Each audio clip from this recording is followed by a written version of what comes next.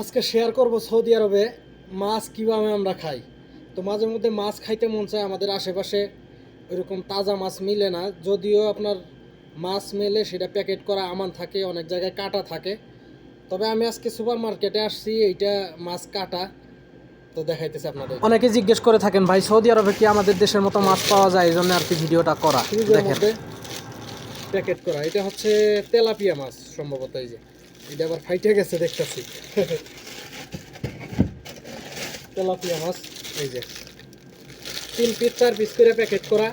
এটা কাটা একদম ক্লিন করা, আইস মাইস কোনো কিছু নাই, একদম ক্লিন মাশাল্লাহ।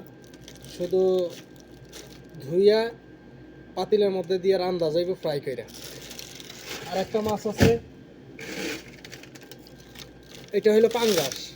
এই দেখেন পাঙ্গাস সুন্দর করে মাশাল্লাহ কেটে কেটে রাখছে,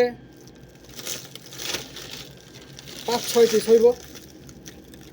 এইটাও একদম ক্লিন করা, ফ্রাই করে শুধু রান্না করা লাগবে।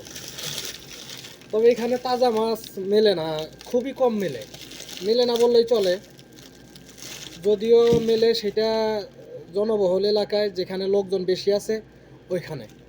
তো আশেপাশে আমার এখানে ওইরকমভাবে মাছ সবজি খুবই কম, মেলে না বললেই চলে।